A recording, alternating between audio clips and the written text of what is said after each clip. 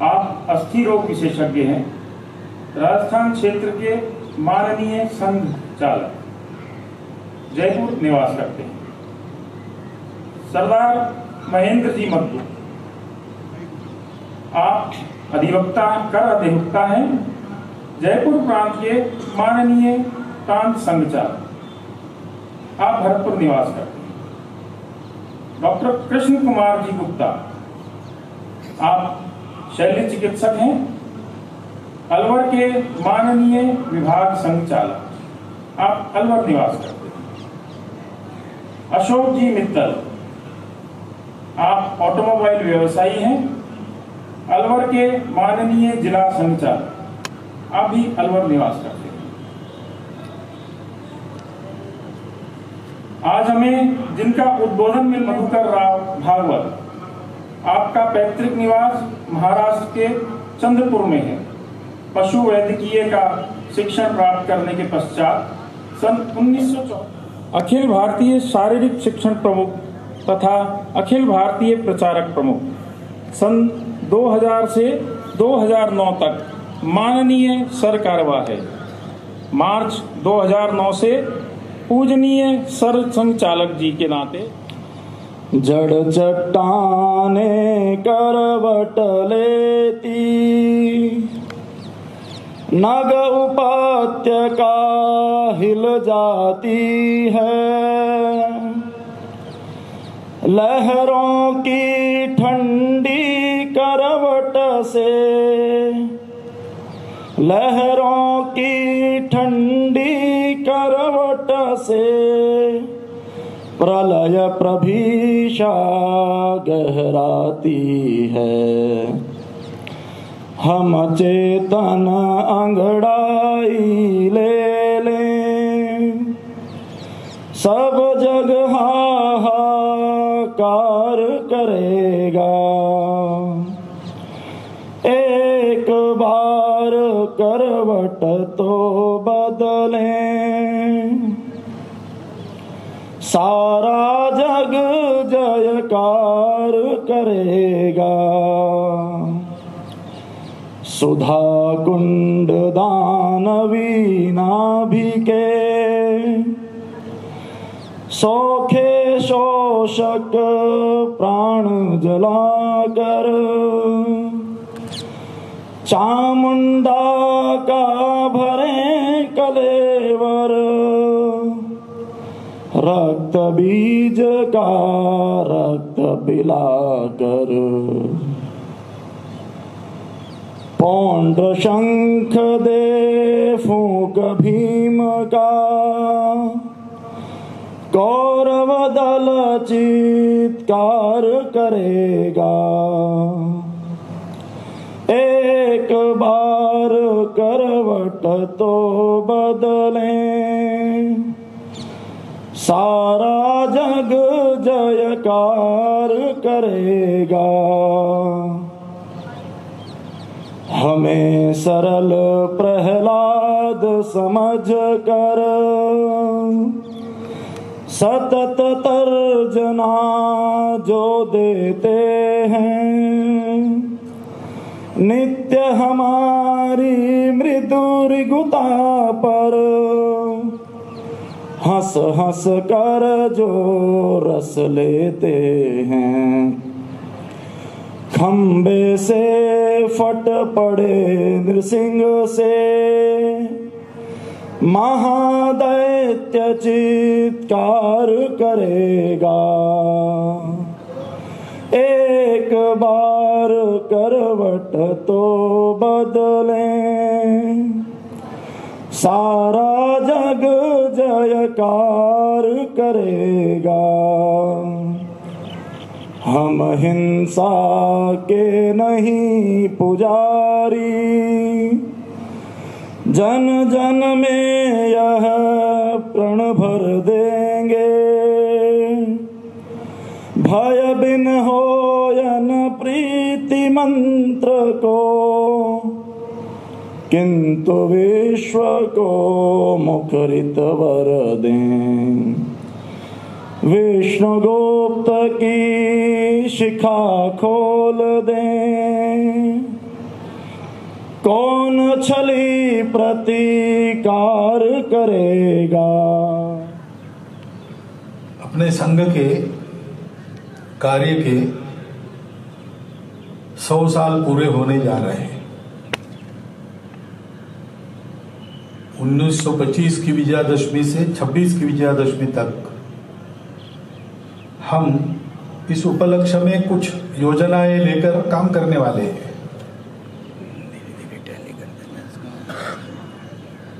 सौ साल से चला हुआ अपना कार्य है, इसलिए दीर्घ अनुभव के आधार पर उसकी एक निश्चित कार्य पद्धति हो गई है। जो पुराने लोग हैं वो उस कार्य पद्धति में प्रशिक्षित हुए हैं, उनके स्वभावगत वो कार्य पद्धति हो गई है और इसलिए वो चलती रहती है।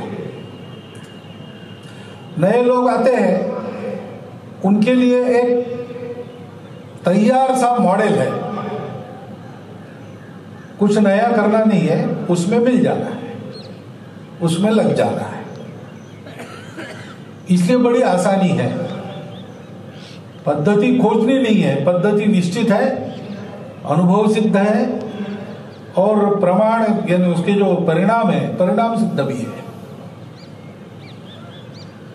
परंतु ऐसा जब दीर्घकाल तक एक ही पद्धति लेकर हम काम करते रहते हैं, करना तो आवश्यक है, लेकिन करते करते शरीर मन बुद्धि को आदत हो जाती है। ये अच्छी बात है, क्योंकि आदत के कारण पूर्ण कार्य क्षमता के साथ पद्धति का निर्वाह होता है और पद्धति का निर्वाह ठीक से होता है तो परिणाम ठीक से मिलते हैं। परंतु फिर शरीर मन बुद्धि आदत से काम करने लगती है, विचार से काम करना धीरे धीरे बंद हो जाता है, फिर गड़बड़ होती है। क्योंकि कार्य पद्धति में कार्य जो होता है उसके लिए कुछ कार्यक्रम होते हैं, कार्यक्रम करने से ही उसमें से कार्य निकलता है, परंतु कार्यक्रम कार्य नहीं होते। आदत लगने से कार्यक्रम तो उत्तम होते हैं, परंतु सोच के न करने से कार्यक्रमों में से कार्य का परिणाम नहीं निकलता, ऐसी स्थिति होती है। नदी में बहुत सारे पत्थर थे, गांव के पास की नदी, सूख जाती थी, बरसाती नदी थी। वहां बैठकर एक आदमी रो रहा था, तो वहां से एक महात्मा निकल रहे थे। उस आदमी को पूछा, भैया क्यों रो रहे हो?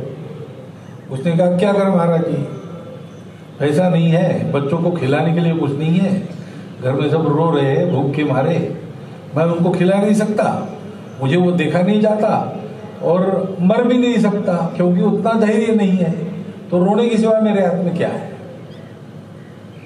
तो महात्मा जी ने कहा, भाई रोते क्यों हो, ये नदी, तो बोले वही नदी के किनारे ही तो रो रहा हूं, इसमें भी पानी नहीं है, कम से कम डूब के मर जाता है। अब ऐसी बात नहीं, इसमें पत्थर ही पत्थर है, लेकिन उसमें एक पत्थर पारस का पत्थर, वो ढूंढ लो। पारस का पत्थर वो होता है जो लोहे से लग जाए तो लोहा सोना बन जाता है। तो एक पत्थर ढूंढ लो, तुम्हारा दारिद्र्य दूर हो जाएगा। इसको बड़ा आनंद हुआ कि चलो उपाय मिल गया, महात्मा जी ने बताया है, तो अविश्वास का तो कोई कारण नहीं। इसलिए घर में जाके एक लोहे की सींग लेके आया, नदी के पाट में खड़ा हो गया और एक एक पत्थर उठाना, लोहे की सींग को लगाना, देखना हुआ कि नहीं हुआ, फेंकना, दूसरा उठाना, ऐसा उसका शुरू हो गया। उठाओ, लगाओ, देखो, फेंको। लाखों करोड़ों पत्थर होंगे नदी में, एक ढूंढना है तो 1000, 2000, 10,000, मालूम नहीं कितने हजार पत्थर उठाना, लगाना, देखना, फेंकना, यही चला। तो आदत हो गई, परिश्रम भी भूल गया, धूप भी भूल गया, पसीना से तर था, कोई भान नहीं, बस एक ही धुन, उठाओ, लगाओ, देखो, फेंको, उठाओ, लगाओ, देखो, फेंको। अब कभी उसके हाथ में वो पत्थर आ गया, उसने उठाया, लगाया, देखा, वो तो सोने की बन गई थी सीख, लेकिन विचार बंद हो गया था, आदत से काम हो रहा था, इसलिए उठाओ, लगाओ, देखो के बाद फेंको का नंबर आता है, तो उसने वो पत्थर फेंक दिया, दूसरा उठाया, चलते रहा, उठाओ, लगाओ, देखो। बीच में एक बार ठोकर लगी, गिर गया, तो एकदम सोचा उसने, क्या करना, अच्छा वो पत्थर, देखता है तो सीख सोने की बन गई। वो कहां से पत्थर उठाया, कहां फेंक दिया, कुछ पता नहीं। इतना सारा परिश्रम पानी में भी नहीं गया, क्योंकि नदी में पानी ही नहीं था, व्यर्थ हो गया। ऐसे दीर्घ काल तक हम काम करते हैं तो उसके पीछे विचार क्या है, ये हमको स्पष्ट समझ लेना चाहिए और अपने कृति के पीछे सदैव वह सोच जागृत रहनी चाहिए। इसलिए थोड़ा इसी का चिंतन करेंगे कि जिस संघ के 100वें साल में उसके कार्य का पदार्पण हो रहा है, वो संघ क्यों है, क्या है। तो हम जानते हैं कि हमारी प्रार्थना में हम कहते हैं, विजेत्री चन संहता कार्य शक्ति विधायास्य धर्मस्य संरक्षणम परम वैभवम नेतुमेतत् स्वराष्ट्रम समर्था भवतु। शाखा में ये जो सब हम करते हैं, छोटे सीधे साधे सरल कार्यक्रम रोज आके नियमित करते हैं, 100 साल से कर रहे हैं, बहुत ज्यादा परिवर्तन भी उसमें नहीं होता, थोड़ा थोड़ा होता है, लेकिन निष्ठा पूर्वक, श्रद्धा पूर्वक उन्हीं कार्यक्रमों को रोज कर रहे। क्यों कर रहे हैं? समर्थ होने के लिए। क्या सामर्थ्य चाहिए? परम वैभवम नेतुमेतत् स्वराष्ट्रम, हमारे इस राष्ट्र को, हमने प्रार्थना में ही कहा है ये हिंदू राष्ट्र है, क्योंकि हिंदू समाज इसका उत्तरदायी है। इस राष्ट्र का अच्छा होता है तो हिंदू समाज की कीर्ति बढ़ती है, इस राष्ट्र का कुछ गड़बड़ होता है तो दोष तो हिंदू समाज पर आता है, क्योंकि वही इस देश का कर्ता धर्ता पालनहार है, और इसलिए ये हिंदू राष्ट्र है। तो उस अपने राष्ट्र को परम वैभव संपन्न बनाने के लिए समर्थ होना है। परम वैभव संपन्न बनाने का काम कैसा करेंगे? खूब भक्ति करेंगे, भगवान का अवतार होगा और वो हिंदुस्तान को ठीक कर देगा, ये नहीं है अपनी कल्पना, वो तो भगवान की इच्छा है, तब जो होना है होगा। लेकिन हम कह रहे हैं कि भगवान की राह क्यों देखें, भगवान जब आएंगे आएंगे, हम अपना पुरुषार्थ करें। और इसलिए इस राष्ट्र को परम वैभव संपन्न बनाने का काम हमको करना है, हमें सामर्थ्य संपन्न बनना है, लेकिन हम सबको ऐसा होना चाहिए। एक आदमी का ये काम नहीं है, एक संगठन का भी ये काम नहीं है। पूरे समाज को योग्य बनना पड़ेगा। संपूर्ण हिंदू समाज को संगठित हमको करना है, क्योंकि पूरा समाज जब किसी बात के लिए खड़ा हो जाता है तो उसको जीत सके या उसको परास्त कर सके ऐसी कोई शक्ति नहीं होती। ये काम है वो सीधे सरल रास्ते से, हम तो सीधे सरल रास्ते से ही चलेंगे, लेकिन इसमें बाधा लाने वाले बहुत लोग हैं, हम जानते हैं। परिस्थिति हम सब देख रहे हैं, बहुत उसका वर्णन करने की आवश्यकता नहीं, आपको डराने की भी आवश्यकता नहीं। हम डरते नहीं है, ये परिस्थितियां हैं, हम जानते हैं कौन क्या कर रहे हैं, कैसा हो रहा है, ठंडे दिमाग से उसका हिसाब करते हैं और उसमें जो हमको करना है वो हम करते हैं। और इसलिए हमें संपूर्ण समाज की शक्ति को खड़ा करना है, क्योंकि पूरा समाज खड़ा होता है तो इन बाधाओं के बावजूद हम अपने कार्य को यशस्वी करेंगे। एक संगठन के नाते अकेले हो जाएंगे तो नहीं होगा, कोई महापुरुष पर हम अवलंबित रहेंगे तो नहीं होगा। महापुरुष बहुत हो गए अपने देश में आज तक, फिर भी हम इस हालत में क्यों हैं? तो राष्ट्र का परम वैभव ये पूरे समाज की योग्यता पर निर्भर करता है। जो जो महापुरुष आए, अवतार आए, विचार देने वाले लोग आए, उन्होंने स्वयं तो काम किया ही, लेकिन उन्होंने समाज को योग्य बनाने के लिए नए विचार दिए। उसको समाज ने जितने प्रमाण में ग्रहण किया उतने प्रमाण में सफलता मिली। इतिहास देखेंगे हमारे ध्यान में आए। और इसलिए हम कहते हैं विजेत्री चना संहता कार्य शक्ति। हमारी यानी हमारे पूरे समाज की संगठित कार्य शक्ति के आधार पर आज हमारा विरोध करने वाले लोग भी थोड़े बहुत होंगे, लेकिन उनको भी, क्योंकि हमारा समाज है पूरा, आज ना कल उनको भी इसमें सम्मिलित करना है, संगठित करना है। समाज में अलग प्रभावी गुट हम नहीं बना रहे, पूरे समाज को ही ऐसा बनाएंगे। और ये करते समय अंग्रेजी में कहते हैं बाय हुक और क्रूक, या एक कहावत चलती है everything is fair in love and war. ऐसा हमारा विचार नहीं है, बाय हुक और क्रूक नहीं, धर्म का संरक्षण करते हुए। Everything is not fair in love and war, fair is always fair. और इसलिए हम जो काम करेंगे वो काम करने में जो हमारा धर्म है वो सुरक्षित रहे। हमारा धर्म जिसको हिंदू धर्म कहते हैं वास्तव में मानव धर्म है, विश्व धर्म है, सबके कल्याण की कामना लेकर चलता है। सर्वेपि सुखिनः सन्तु ऐसा कहता है, और उसके लिए स्वयं को जैसा होना चाहिए वैसा होता है, मनुष्य को जैसा होना चाहिए, समाज को जैसा होना चाहिए, समाज को सृष्टि के साथ जैसा बरतना चाहिए, ये सारा देख के चलने वाला हमारा धर्म है, वो विश्व धर्म है। वो धर्म पूजा पाती और खान पान इसमें लटका नहीं है। ये सब अलग अलग होते हैं, हम जानते हैं, लेकिन इन सबको स्वीकार करते हुए हम चलते हैं। हम सर्व समावेशक है, हम सबको अपना मानने वाले हैं, वसुधैव कुटुंबकम मानने वाले हैं, विश्वम भवति एकम नीडम ऐसा कहने वाले हैं। सारा विश्व एक पूरा घर परिवार बने ऐसा चाहने वाले लोग हैं।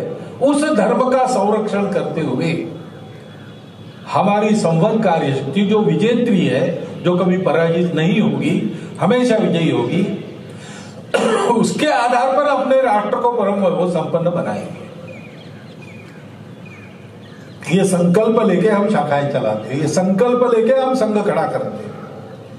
उस संघ में प्रत्येक स्वयंसेवक का संकल्प होता है, वो प्रतिज्ञा में वो कहता है अपने पवित्र हिंदू धर्म, हिंदू संस्कृति व हिंदू समाज का संरक्षण कर हिंदू राष्ट्र की सर्वांगीण उन्नति करने के लिए मैं राष्ट्रीय स्वयंसेवक संघ का घटक बनाऊं। सब प्रत्येक स्वयंसेवक के मन में ये संकल्प रहता है।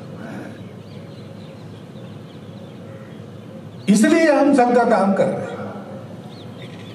हैं। आज हम संघ के नाते एक अलग संगठन देश में दिखता है, लेकिन इस संघ को हमको समाज व्यापी बनाना है।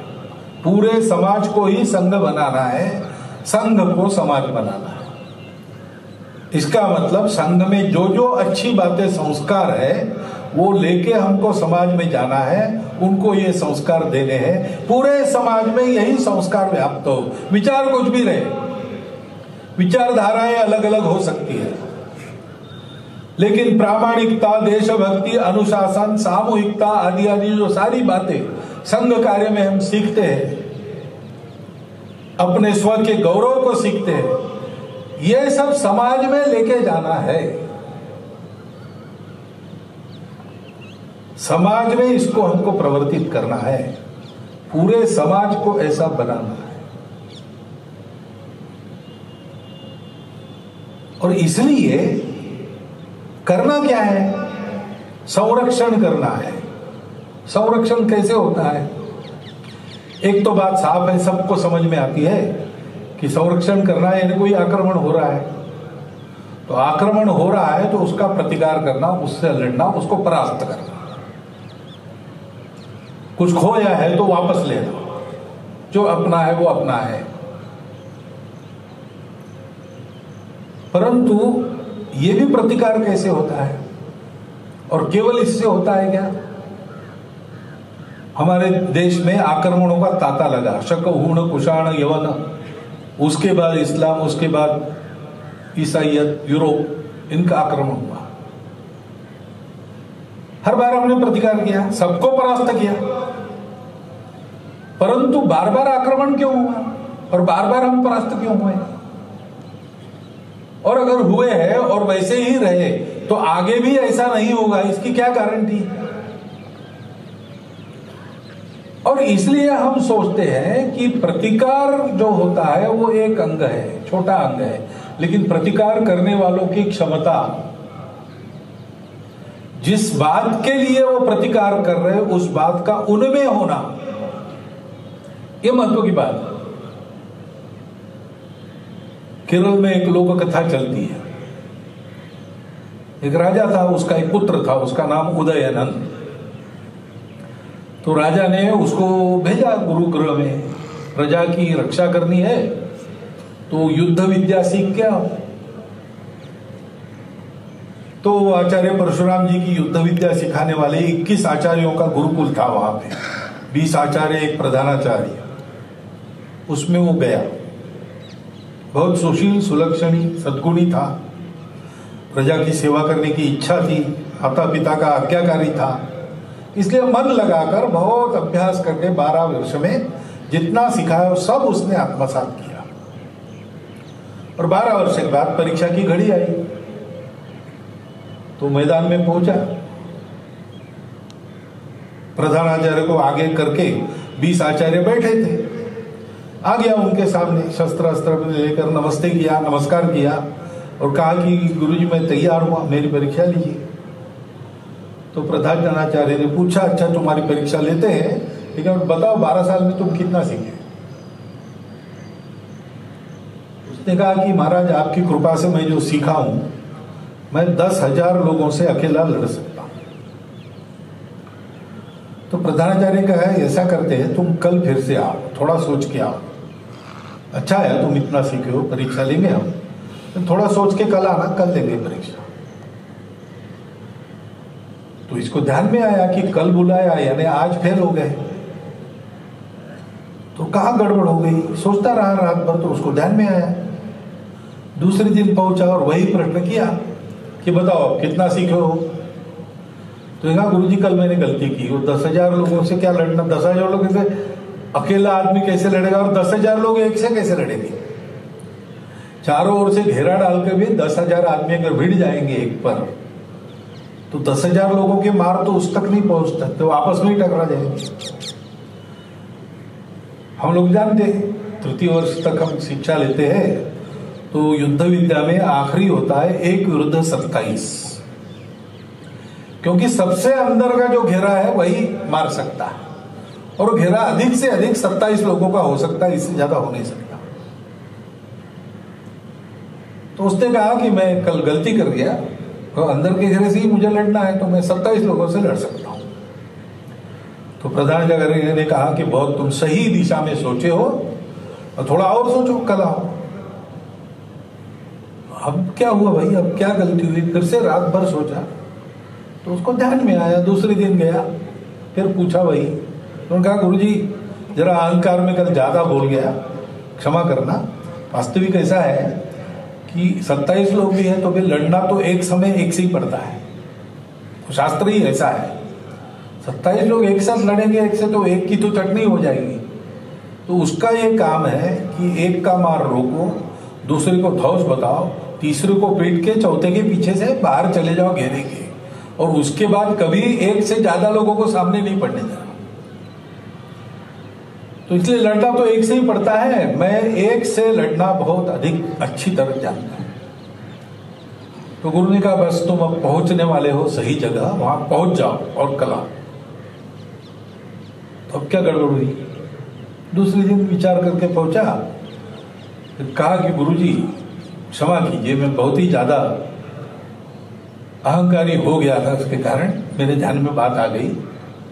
आपने पूछा कितने लोगों से लड़ सकते हो, तो मैं तो आपने तो किसी से लड़ने के लिए मुझे विद्या नहीं दी है, क्योंकि झगड़ालू आदमी नहीं हूं, मेरा स्वभाव झगड़ालू नहीं है, दुनिया में मेरा कोई शत्रु नहीं है, तो मैं क्यों किसी से लड़ूंगा? मैं किसी से नहीं लड़ूंगा, मैं किसी से लड़ नहीं सकता, मेरा स्वभाव ही नहीं है दुश्मनी करने का, तिरस्कार करने का, द्वेष पालने का। लेकिन अब दुनिया सब ऐसी नहीं है, दुनिया में दुष्ट लोग हैं। वो लोग लालच में किसी खराब इरादे से मेरे पर, मेरी प्रजा पर आक्रमण करेंगे, तो उनसे मैं अपने आप को और अपनी प्रजा को बचा सकता हूं, इतना मैं सिखाऊं। तो गुरु ने कहा बस ठीक हो गया, तुम कैसे लड़ते हो वो तो हम देख रहे 12 साल से, उसकी परीक्षा लेने की आवश्यकता नहीं। तुम सही दिशा में सोच रहे हो, ये हमने देख लिया। यही है, दुनिया में लड़ना है तो बाहर की तो लड़ाई रहती है, लेकिन तब वो ठीक होती है जब अंदर की लड़ाई हम जीत लेते हैं। तुकाराम महाराज संत हो गए महाराष्ट्र में, उनका एक प्रसिद्ध अभंग है, उनकी कविता को अभंग कहते हैं। उसमें उन्होंने कहा है कि रात्रंदिन आम्हा युद्धाचा प्रसंग, हम दिन रात लड़ाई में लगे हैं। वो संत है, हाथ में शस्त्र कभी लिया नहीं, भगवान के नाम का गायन कर रहे हैं और हाथ में वीणा है, लेकिन वो कहते हैं कि दिन रात हम लड़ाई में लगे हैं।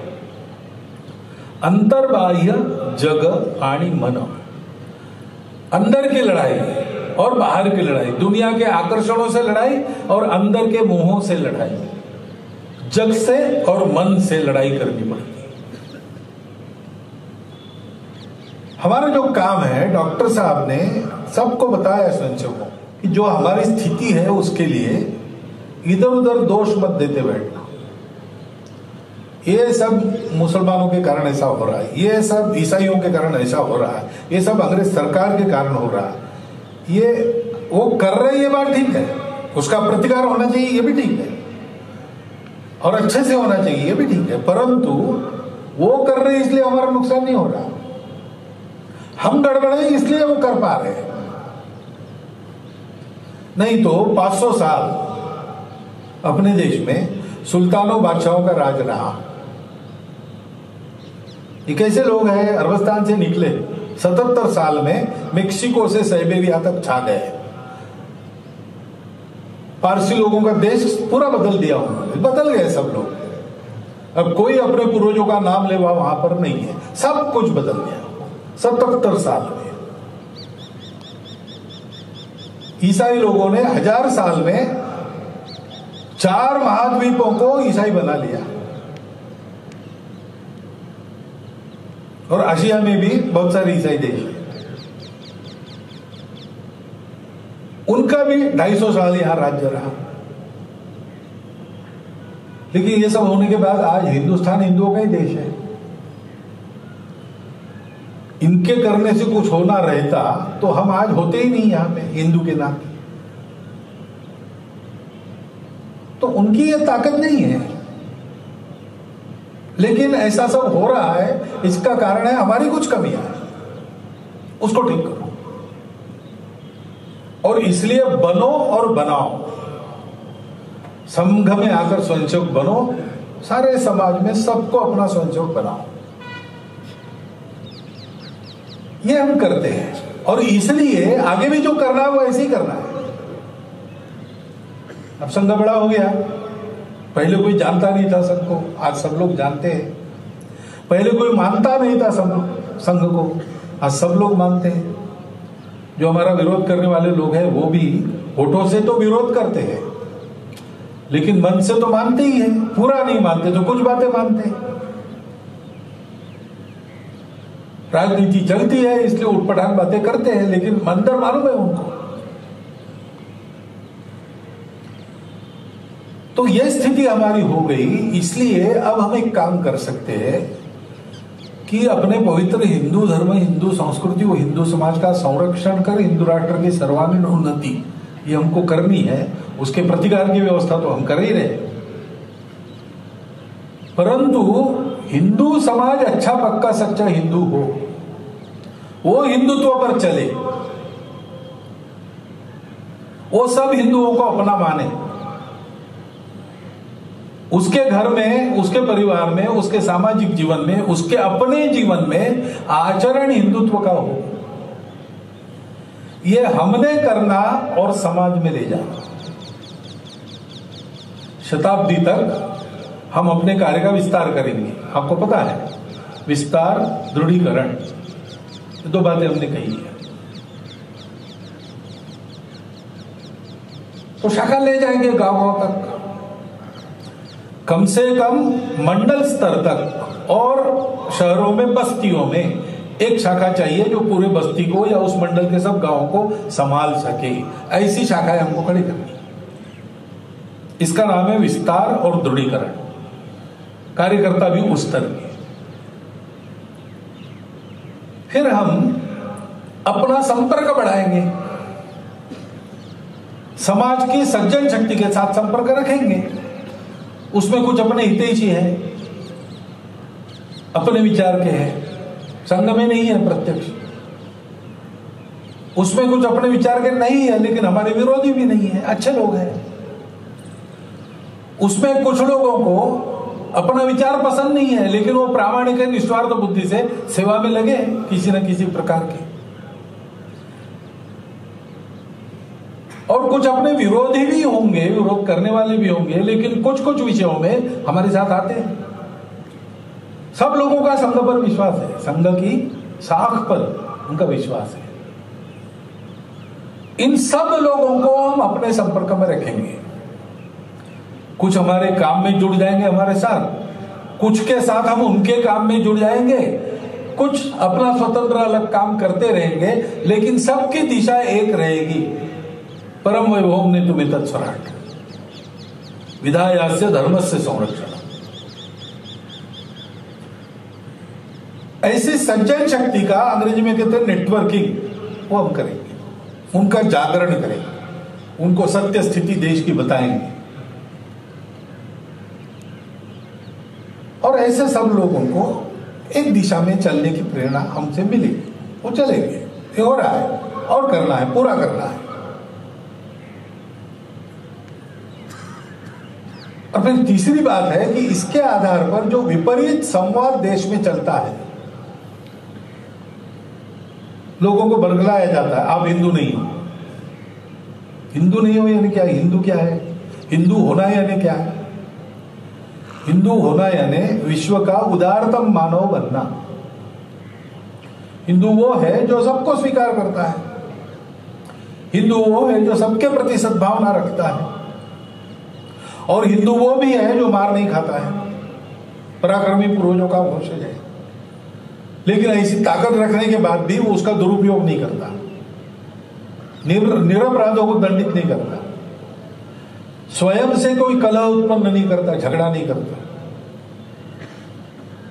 जो दुष्कृता अपने शक्ति का उपयोग करता है, विद्या का उपयोग विवाद पैदा करने के लिए नहीं करता, ज्ञान देने के लिए करता है। धन का उपयोग मदमस्त होने के लिए नहीं करता है, दान देने के लिए करता है। और शक्ति का उपयोग दुर्बलों की रक्षा के लिए करता है। ये जिसका शील है मातृवत परदारेषु परद्रव्येषु लोष्ठवत आत्मवत सर्वभूतेषु, ये जिसकी संस्कृति है वो हिंदू है।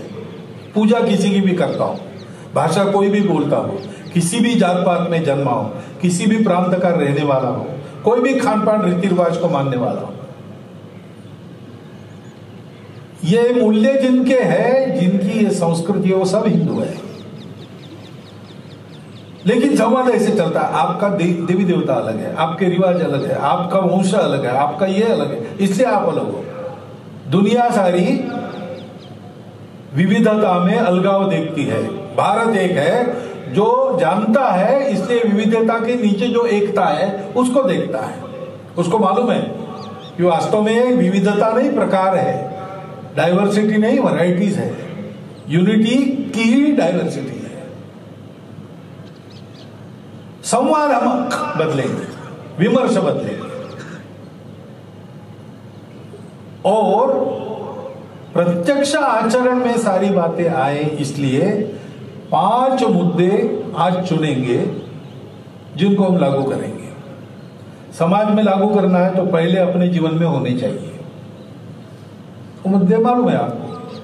पहला है सामाजिक समरसता। अपने धर्म को हम भूल गए,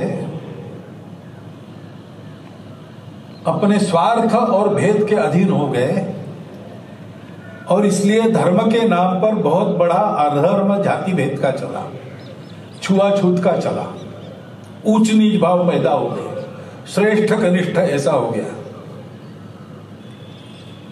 यह चित्र हमको पूरा मिटा देना है।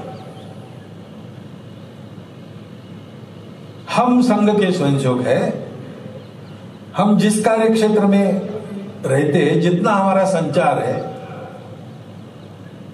जितना हमारा कार्य क्षेत्र है, उसमें बाहर के लोग जितने प्रकार के हिंदुओं को मानते हैं, हम तो एक ही मानते, पूरा हिंदू समाज अखंड है, एक है, कोई भेद नहीं है, सब व्यवहार आपस में चल सकते हैं। परंतु लोग मानते हैं, जात पात देखते हैं, भाषा देखते हैं, पूजा देखते हैं, सब देखते हैं, हम वो नहीं देखते, लेकिन लोग देखते हैं। तो हमारे कार्य क्षेत्र में जितने प्रकार हिंदुओं के विश्व मानता है, उन सब में मेरे अपने मित्र होने चाहिए। आना जाना उठना बैठना जैसे मित्रों का चलता है, एकत्र खाना पीना रहना, सुख दुख में दौड़ भाग करना, वैसा संबंध मेरा सब वर्गों के हिंदुओं से होगा। ऐसे मेरे मित्र होंगे और कुटुंब के भी मित्र होते हैं, अड़ोस पड़ोस होता है, ऐसे संबंध होते हैं। एक दूसरे के यहाँ मंगल कार्य में कोई घटना घटी, उसमें जाते हैं, सुख दुख में पूछताछ करते हैं, एक दूसरे को निमंत्रण करते हैं। ऐसे मेरे कुटुंब के मित्र कुटुंब भी सभी प्रकार के हिंदुओं में होंगे। यहां से शुरू करना, आगे फिर जितना बढ़ सकते बढ़िए।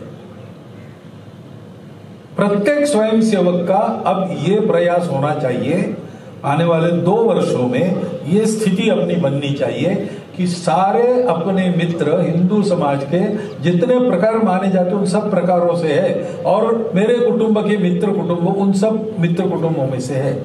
इसलिए घर में भी अपने को समझाना पड़ेगा, समझाएंगे, तैयार करेंगे सब। और शाखा के नाते, संघ के नाते, जहां अपना समूह प्रभावी है, उसकी शक्ति है, वहां पर कम से कम मंदिर पानी स्मशान तो सब हिंदुओं के लिए खुला होगा। अपने यहाँ पहले से बने हैं, ज्ञाति के स्मशान बने हैं, वो बने, ठीक है, बन गए, ठीक है, लेकिन उसमें किसी हिंदू को इस ज्ञाति का नहीं है इसलिए मना नहीं किया जाएगा। पनघट सबके समान हो, किसी को मना नहीं किया जाएगा। पहले से ये चलता आया तो गांव गांव में अलग अलग कुएं बने हैं, वो अलग अलग रहे, उसमें कोई नहीं, लेकिन वहां पानी सब बच सकते हैं। और मंदिर भगवान है, हिंदुओं के भगवान है, तो सारे हिंदू आ जा सकते हैं, दर्शन कर सकते हैं। इसका प्रयास करना, लोगों को समझा कर, ये प्रयास करना यानी लादना नहीं है, मन बदलना चाहिए, तभी वो स्थायी होता है। नहीं तो जब तक हम हैं तब तक चलता है, हम चले गए तो फिर से पहले जैसा हो जाता है। और इसलिए समाज का मन बदलते हुए इस परिवर्तन को लाना, ये अभी हम करें, आगे हम समाज में ले जाएंगे शताब्दी के बाद। सामाजिक समरसता एक पहलू है। दूसरा पर्यावरण की बात है। हम जानते हैं कि पर्यावरण के बारे में जो होना चाहिए ऐसा सभी शास्त्र जगत के लोग, साइंटिफिक लोग कहते हैं, सभी बड़े बड़े नेता कहते हैं, समाज में बहुत लोग उपदेश करते हैं उसका। वास्तव में उसको वैसा देखने वाला दुनिया में केवल हिंदू विचार है, क्योंकि हिंदू की परंपरा है, वो सब जगह चैतन्य देखती है, सब जगह परंपरा देखती है।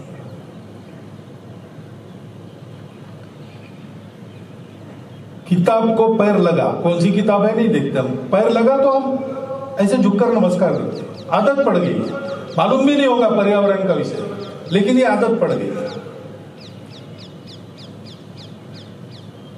भूमि का वंदन करते हैं, विष्णु पत्नी नमस्तुभ्यम पादस्पर्शम क्षमस्वामी, चलना पड़ता है जमीन पर, लेकिन उठते ही पैर रखने के पहले नमस्कार करते हैं, क्षमा मांगते हैं और फिर अपना व्यवहार करते हैं।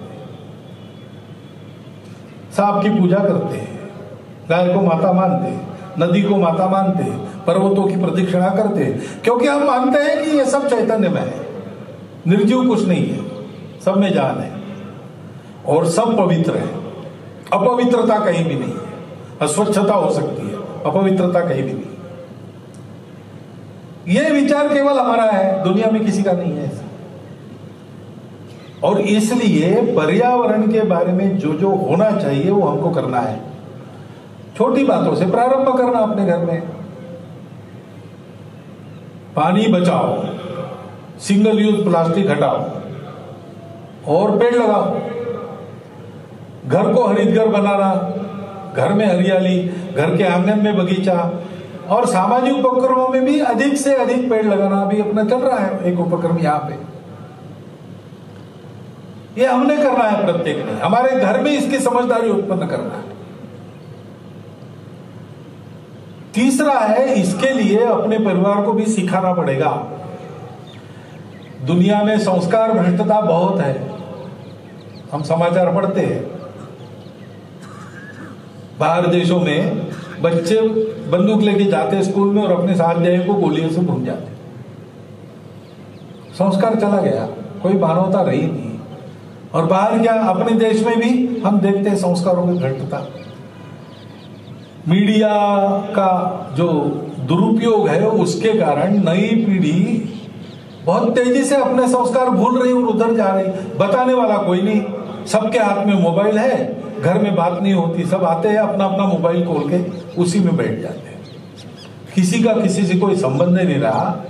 परिवार यानी एक घर में रहने वाले पुरुष, महिला, बच्चा, बच्ची, इतना ही रहा है। उनका कोई आपस में संबंध है, आत्मीयता है, कोई परंपरा का वहन करना है परिवार के द्वारा। वो परिवार समाज का यूनिट है, सांस्कृतिक, आर्थिक, सब प्रकार से। ऐसी कोई बात दिखाई देती है अभी, लेकिन लुप्त तो हो रही तेजी से। और इसको समझाना हमारा अपने परिवार से शुरू होना चाहिए। इसलिए सप्ताह में एक बार निश्चित समय पर शाम को अपने घरों में सबने रहना, कार्यकर्ताओं ने भी उस दिन अपने घर में उस समय रहना, अपने श्रद्धानुसार घर में भजन पूजन हो जाए।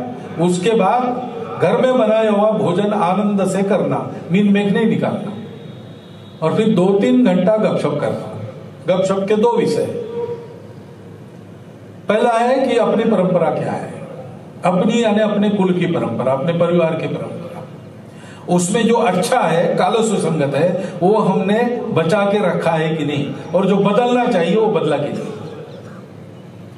ऐसे ही अपने देश की परंपरा है, उसमें भी जो काल सुसंगत है, अच्छा है, हमने बचा के रखा कि नहीं, जो बदलना चाहिए वो बदला कि नहीं, वो कैसे बदलना आवश्यक है और कैसे बचाव करना आवश्यक है, इस पर चर्चा करना, नियम नहीं बताना, चर्चा करना सबने मिलकर।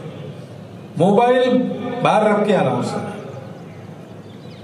और उसमें से कुछ छोटे ही सहमति बनेगी। अपने घर में ये होता नहीं है, ये करना चाहिए, अपने घर में ये हो रहा है, उसको बाहर कर देना चाहिए, ऐसा सबकी मिलकर सहमति बनेगी, वो लागू करना, हर हफ्ते ऐसे बैठना। और दूसरा विषय होगा कि हम सब लोग अपने लिए बहुत कुछ करते हैं, रोज करते हैं। हम सब लोग अपने परिवार के लिए भी करते हैं, रोज करते हैं, क्योंकि हम ठीक है, सिर्फ सलामत तो पगड़ी 50, और हम ठीक तब रहते जब अपना परिवार ठीक है। लेकिन परिवार और हम दोनों जिसके कारण ठीक रहते हैं वो हमारा समाज है। उसके लिए हम रोज क्या करते हैं, कितना समय देते हैं, कितना खर्चा करते हैं, इसका विचार करके कुछ छोटे छोटे संकल्प सब लोग ले, सब लोग कुछ ना कुछ कर सकते हैं। छोटा बालक भी कम से कम अपने जन्मदिन के समय, और जिनको बुलाते नहीं घर के अंदर उनको बुला सकता है, उनके साथ नाता जोड़ सकता है, उनको आदर सम्मान पूर्वक खिला सकता है। जन्मदिन मना रहे तो केक क्यों काटना भाई, मोमबत्ती क्यों बुझाना? जन्मदिन है तो हम भगवान के यहाँ जाएंगे, दर्शन करेंगे, अपने घर में माता पिता का वर्णन करेंगे, वंदन करेंगे, दीप जलाएंगे, और फिर किसी ऐसे स्थान पर जाकर वहां हमारे सानिध्य की, प्रेम की, स्नेह की, थोड़े बहुत दान की आवश्यकता है वो करेंगे। छोटी बात है। ऐसे छोटे छोटे संकल्प लेकर सब लोगों ने सक्रिय होना, इसको कहते हैं कुटुंब प्रबोधन। अपने घर के अंदर भाषा, भूषा, भजन, भवन, भ्रमण, भोजन अपना होना चाहिए। बाहर हमको मजबूरी में क्या करना पड़ता है पता लगे, घर की चौखट के अंदर ये सब नहीं चलेगा, ये सब अपना होगा। भाषा, भूषा, भ्रमण, भजन, भोजन, भ्रमण। और हमारा परिवार मोहल्ले का आधार रहेगा, क्योंकि वो केवल अपने लिए नहीं जीता, वहां के व्यक्ति केवल अपने लिए नहीं जीते, परिवार और अपना ख्याल तो रखते ही है, लेकिन मोहल्ले का ख्याल रखते, समाज का ख्याल रखते। ये परिवर्तन अपने परिवार में और इन सारे विषयों की समझ उसमें से आनी चाहिए। और महत्व की बात है इसमें स्व का बोध, हम कौन है, स्वदेशी से लेकर तो स्व गौरव तक सारी बातें, उसका प्रबोधन होना चाहिए और उसका आचरण होना चाहिए। जो घर में बनता है वो बाहर से नहीं लाना, अगर लाना है तो उस पर रोजगार किसी का चलता है इसलिए लाना, अपने यहां। जो अपने देश में बनता है वो बाहर देश का नहीं खरीदता, उसके बिना काम चलाना अगर अपने देश में बनता नहीं है तो, और नहीं ऐसे चले ही नहीं सकता, जीवन आवश्यक है तो ठीक है, अपने शर्तों पर खरीदेंगे, फिजूल खर्ची नहीं करना। मिक्सर बिगड़ गया और डाल दिया कूड़े में, दूसरा नया लेके आए, तो भाई वो रिपेयर हो सकता है कि नहीं पहले देखो। मितव्ययिता से रहना, सादगी से रहना, वैभव का प्रदर्शन नहीं करना, शादी ब्याह में फालतू खर्चा नहीं करना, उतना खर्चा आप समाज की सेवा में लगाओ, मंगल निधि दो बचा के। ये स्वदेशी है, इसमें स्व का बोध है। स्व का बोध होता है तो अपने हम कौन इसका बोध होता है तो हमारे को नहीं ध्यान में आता है। ये सब जो है दुखित पीड़ित लोग वो हमारे अपने हैं, हम उनकी सेवा करेंगे, उन पर उपकार नहीं है। हमारा कर्तव्य हम भूल गए थे, हम करने लगे, हमारे पापों का क्षालन है, ये भाव आता है। और आखिरी बात है नियम पालन करके चलना, नागरिक अनुशासन, नागरिकता बोध। हम इस देश के नागरिक हैं, इस देश में हमारा अपना राज्य तंत्र है, हमने चुनकर दिए हुए प्रतिनिधि है, वो मिलके नियम बनाते हैं हमारे प्रतिनिधियों के नाते, उसका पालन हमको करना चाहिए। छोटी छोटी बातें, टैक्स समय पर भरो, लाल बत्ती मत तोड़ो। आंदोलन वगैरह होते हैं, तंत्र में उसकी सुविधा है, लेकिन आंदोलन करना है तो बस के कांच नहीं फोड़ना, सार्वजनिक संपत्ति को नष्ट नहीं करना, जनजीवन की हानि हो ऐसे नहीं करना, अपना समाज है। उच्छृंखलता यानी आंदोलन नहीं है। धीरे धीरे हम स्वयं ऐसा करें और अड़ोस पड़ोस में बात करके सबका स्वभाव ऐसा बनाए। ये 5 बातें हमने चुनी है अभी सब समाज में ले जाने के लिए। पहले वो हम सब स्वयंसेवकों के जीवन में आनी चाहिए, क्योंकि ये जब हम ले जाएंगे तो उसमें समाज ये नहीं देखेगा कि मोहन भागवत क्या बोल रहे हैं।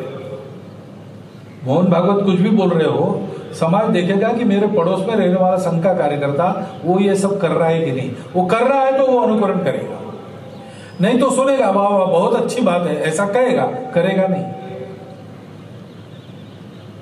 हमको इसको समाज में ले जाना है।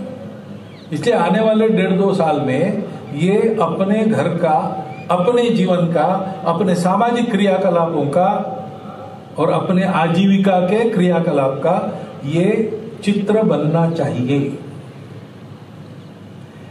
एक तरफ नित्य शाखा में आकर अपने आप को योग्य बनाते रहना, समझकर सारे कार्यक्रम करना, उसमें से जो गुण संपादन होता है वो होना चाहिए, उसके लिए उत्कृष्ट होना चाहिए हर कार्यक्रम। तो उसमें आनंद होता है, आनंद से संस्कार होता है। और दूसरी तरफ इन 5 बातों को अपने जीवन के चारों पहलुओं में लागू करते हुए इसके बारे में परिचितों से संवाद करना, ये काम हमको करना है। शताब्दी के बाद इसको समाज में ले जाना है। ये हमारे सामने आज है। सब कुछ करते समय इस विचार को मन में सदैव जागृत रखकर, सजग होकर ये सारे काम करना, इसकी आवश्यकता आज है। उसके अनुसार अपनी योजनाएं बन रही है, उनको यशस्वी करना हम सबके हाथ में है। वैसा हम करें, इतना एक अनुरोध आपके सामने रखता हूं और मेरे 4 शब्द समाप्त कर।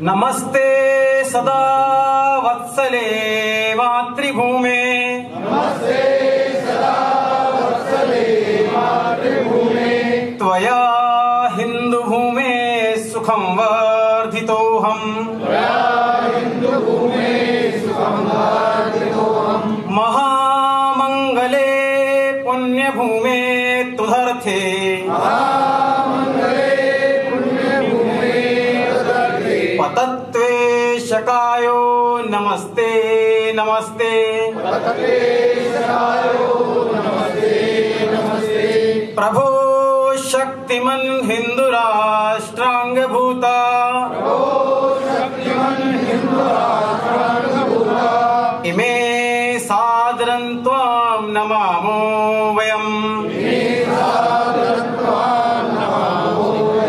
त्वदीयाय कार्याय बद्धा कटीयम्, शुभामाशु संदेहि तत्पूर्तये, अजय्याञ्च विश्वस्य देहि शक्तिम्, सुशीलं जगद्ध्येन नम्रं भवेत्, स्मृतं चैव यत्कण्टकाकीर्णमार्गम्, स्वयं स्वीकृतं न सुगङ्कार्ये, समुत्कर्षनिःश्रेयसस्यैकमुग्रम्, परं साधनन्नाम वीरव्रतम्,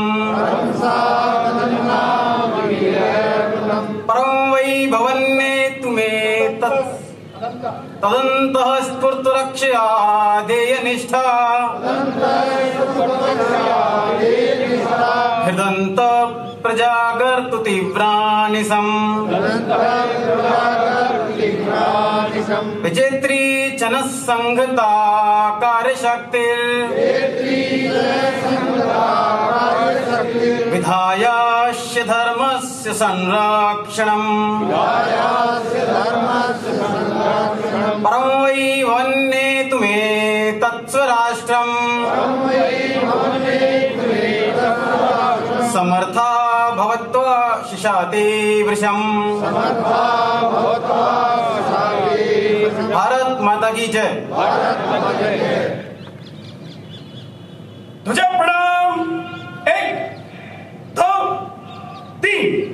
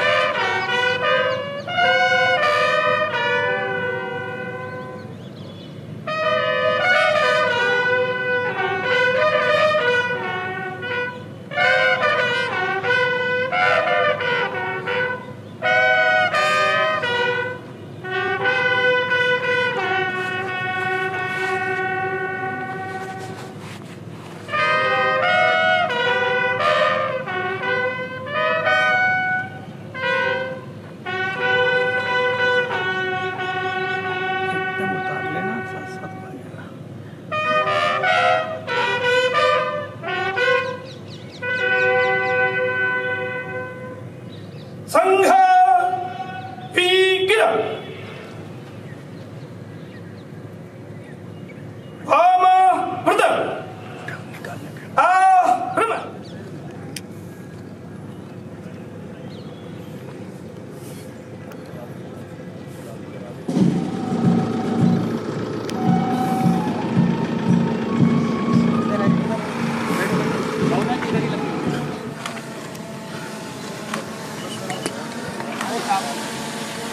मुझे लगाना तो मुझे जी भाई।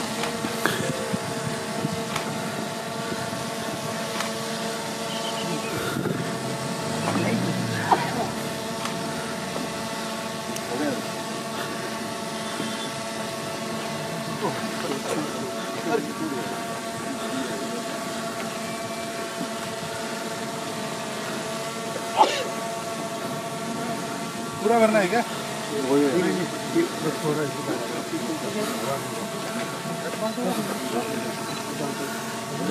उससे जो है ठीक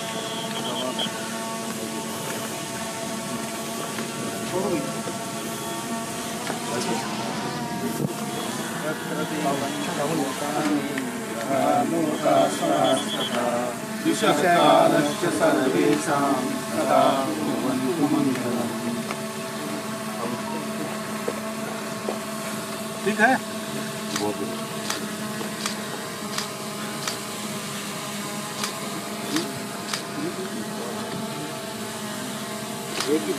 नहीं मैम आप इधर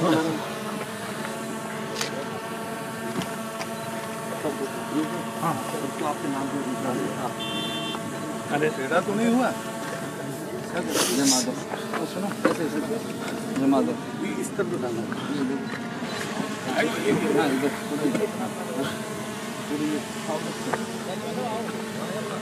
ठीक है जी। यस लगे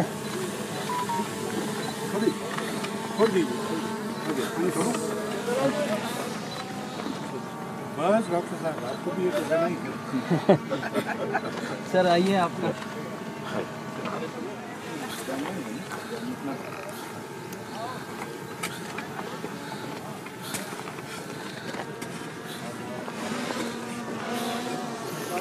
जी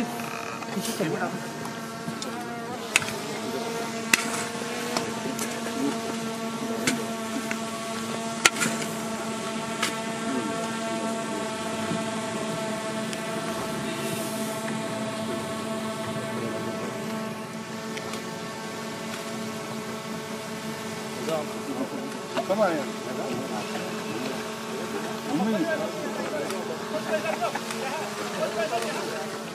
ठीक है सर।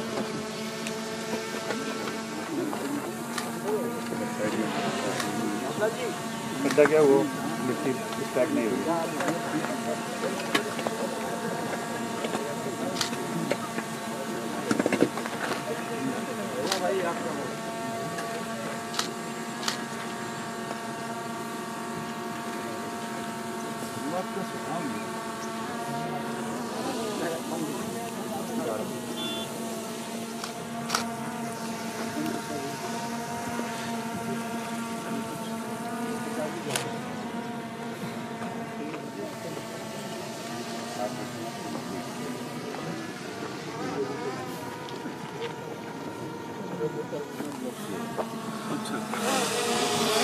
उधर चप्पल इधर जाते हैं, थोड़ा सा इधर चला जाए।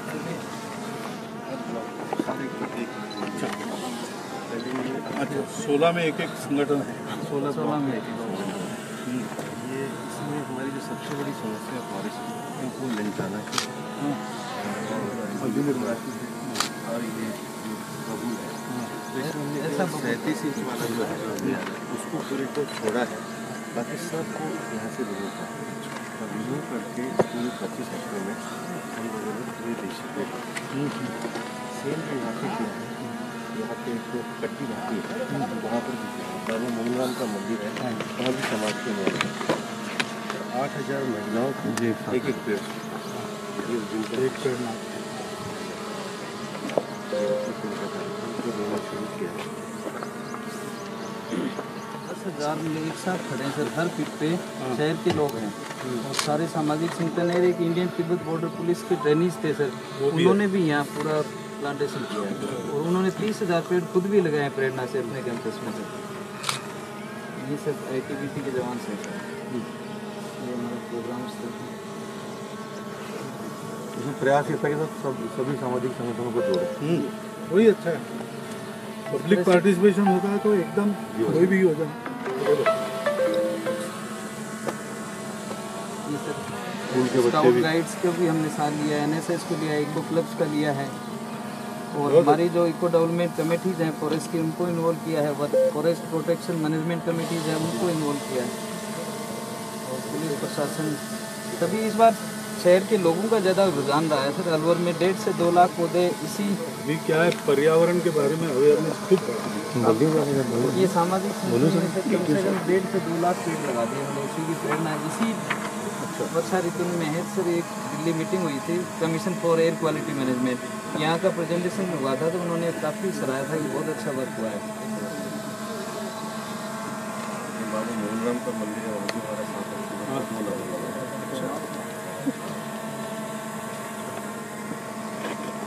ये भी देखना चाहिए कहाँ कौन से पेड़ इकोसिस्टम से उसका हमने पूरी इनको इनका नेटिव स्पीशीज है, बर्ड है, कूलर है, घेरा है, आंवला है। यहाँ पे आधे पेड़ जो है हमारे बेर के 4,000, क्योंकि बाद में जानवर बन गए 50% हमने बेर लगाए, बाकी हमने यहाँ बर्ड लगाए, पीपल लगाए, झाग यहाँ की लोकल सरिस्का के जंगल में जो लोकल स्पीशीज है, पर हर DFO को हमने नेटिव स्पीशीज दी। इसका एक डॉक्यूमेंटेशन दी और नेटिव स्पीशीज का क्या लाभ है वो सर धोक लगाया, धोक यहाँ की इंडिजिनस स्पीसीज है, जोधपुर आफरी तैयार कर रही है फॉरेस्ट रिसर्च इंस्टीट्यूट, वहाँ से हम लाए हैं। ये एनोगाइसिस पेंडुला, ये पूरा धोक ही है सर जो दिख रहा है ना ऊपर टॉप पे पहाड़ी के ऊपर वाला धोक होता है। ये बबूल है ऊपर जो टॉप पे साइड में जो दिख रहा है ना सर, वो धोक है। कलर भी सर चेंज है वो डियर तो हुकुम बिल्कुल ऐसा लगता सूख गया और जैसे बरसात होगी एक कुआर में बिल्कुल हरा हो जाता है।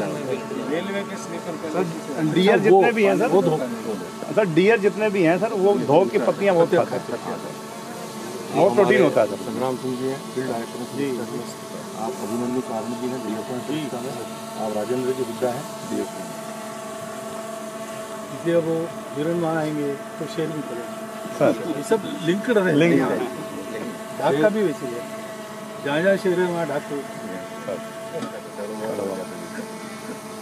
हमने वो बर्तरी का इस्तेमाल और उसको डेवलप करने के लिए सरकार के द्वारा काफ़ी लंबे समय से योग परंपरा है, तो उसको डेवलप करने का पूरा प्लान बनाया, उम्मीद दी जाती है, लेकिन हम भव्य नहीं बनाते, तो वो कैंडल की रूप में बनाते हैं। यहाँ नाटक चलता है बच्चों पूरा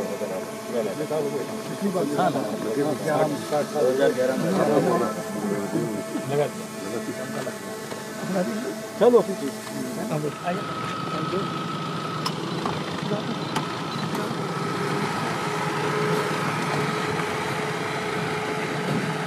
बैठिए गाड़ी में, इधर इधर